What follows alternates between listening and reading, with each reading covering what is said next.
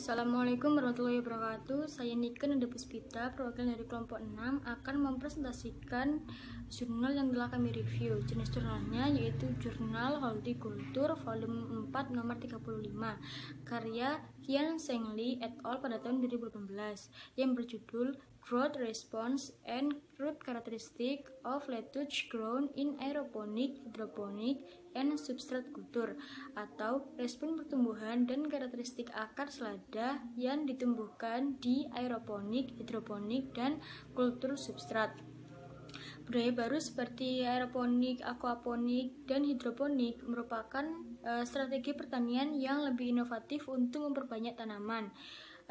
Sedangkan hidroponik itu sendiri merupakan strategi pertanian untuk menanam suatu tanaman dengan menggunakan media tanam selain tanah. Contohnya seperti rukul, skam bakar, hidroton, pasir, dan lain sebagainya.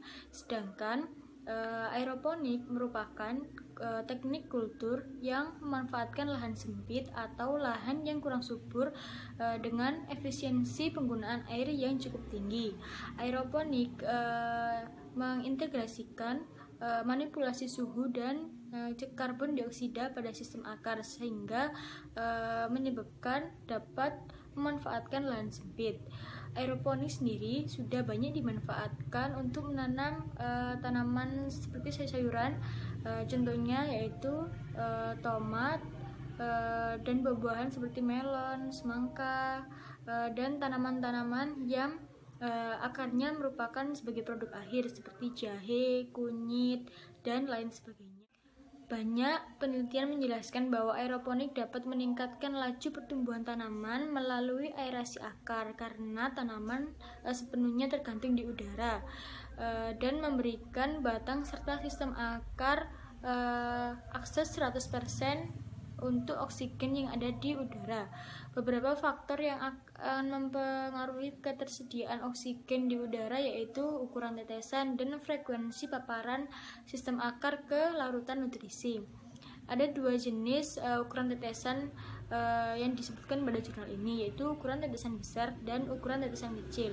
Ukuran tetesan besar sendiri mengakibatkan tanaman lebih sedikit memperoleh oksigen yang tersedia pada udara. Sedangkan tetesan halus itu menyebabkan rambut akar berlebihan tapi tidak mengembangkan sistem akar lateral untuk pertumbuhan selanjutnya.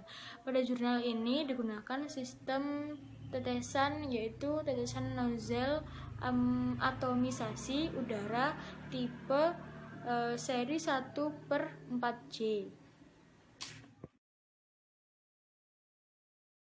Saya Maulidiana Manurila akan menjelaskan mengenai tujuan penelitian dan metode penelitian.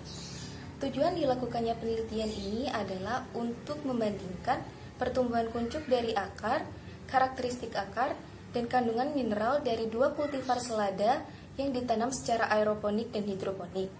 Contohnya seperti teknik film nutrisi, NFT, dan kultur substrat.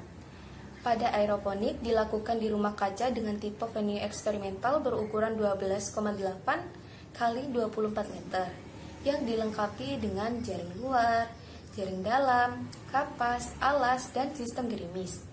Aeroponik dibentuk seperti kerangka huruf A yang dilengkapi dengan sistem penyemprotan ditempatkan secara horizontal pada bagian ujung dan bagian tengah. Aeroponik memiliki kepadatan tanaman sebesar 25 tanaman per meter persegi dengan jarak 20 x 20 cm. Pada sistem hidroponik NFT menggunakan palung PVC dengan kemiringan 1%. Palung tersebut memiliki lebar 10 cm, kedalaman 5 cm, dan panjang 6 cm. Palung tersebut disusun secara bertingkat hingga 7 level. Larutan nutrisi akan dimasukkan ke ujung atas yang agak miring, lalu keluar di ujung bawah dan mengalir di ujung atas PVC berikutnya. Laju aliran ditetapkan sebesar 5 liter per menit. Setiap tanaman dipisahkan dengan jarak 20 cm pada setiap baknya. Sistem kultur substrat menggunakan pot plastik PVC persegi. Pada sistem tersebut, lebarnya adalah 40 cm, panjangnya 46 cm, kedalaman 18 cm, dan tinggi 18 cm. Enzim tanaman ditanam pada masing-masing pot dengan jarak 20 x 20 cm. Komposisinya berupa campuran 50% gambut dan 50% perlite sebagai substratnya.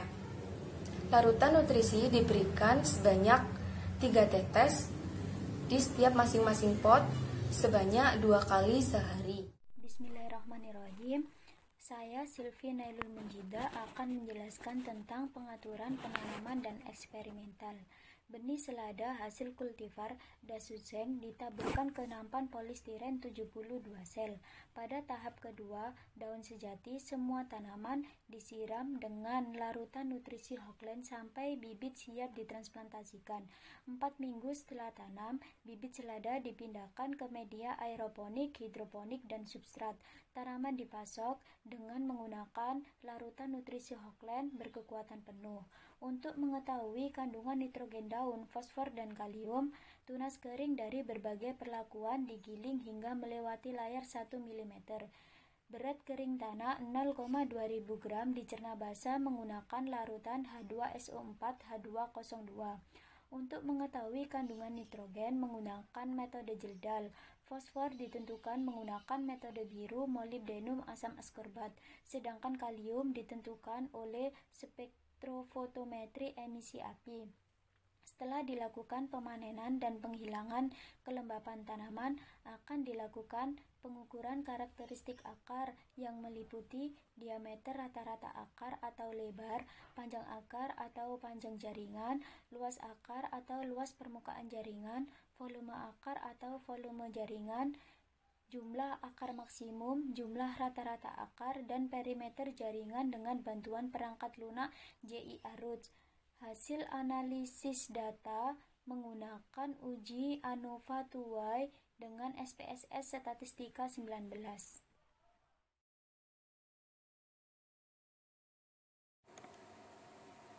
Hasil dan pembahasan. Selada yang tumbuh di hidroponik memiliki bagian atas tanah yang lebih besar. Selada aeroponik memiliki berat kering akar dan rasio akar atau pucuk yang lebih besar. Tanaman dari budidaya substrat memiliki ukuran terkecil. Bobot akar segar selada aeroponik dan hidroponik lebih tinggi daripada kultur substrat. Bobot kering akar di aeroponik secara signifikan lebih tinggi dari hidroponik dan budidaya substrat. Rasio akar aeroponik hampir 3 kali lipat lebih tinggi dari selada hidroponik dan kultur substrat. Berdasarkan analisis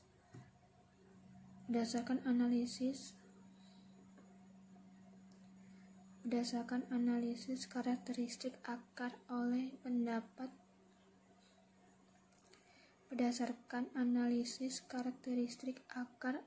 perangkat lunak JIA-Roots mengungkapkan pertumbuhan panjang akar, luas, volume, dan batas jaringan selada aeroponik kedua kultivar secara signifikan lebih besar daripada selada yang dibudidayakan secara hidroponik dan substrat.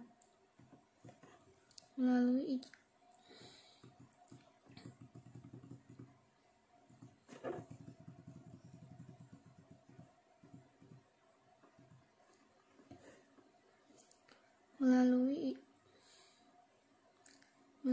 uji ANOVA 2 arah menunjukkan bahwa sistem budidaya dan genotip secara signifikan mempengaruhi semua karakteristik akar kecuali diameter akar rata-rata, yaitu diameter akar rata-rata, panjang akar, jumlah rata-rata akar, dan perimeter akar. Selain itu, hasil ANOVA 2 arah menunjukkan bahwa karakteristik akar lebih tergantung pada genotip. Namun, sistem budidaya juga memiliki efek signifikan pada karakteristik akar, kecuali pada diameter akar. Semakin panjang total akar, luas akar, dan volume akar, semakin membuktikan bahwa aeroponik bermanfaat bagi pertumbuhan akar. Namun, sistem akar aeroponik yang lebih besar tidak menyebabkan biomasa pucuk atau hasil lebih banyak daripada hidroponik. Sebaliknya, biomasa pucuk selada aeroponik secara signifikan lebih kecil dari hidroponik. Ini mungkin karena pasokan nutrisi dan air yang cukup ketika sistem akar direndam terus-menerus dalam larutan nutrisi, serta juga dapat disebabkan oleh proliferasi akar yang lebih tinggi di dalam bingkai sehingga dapat mengurangi kinerja nozzle.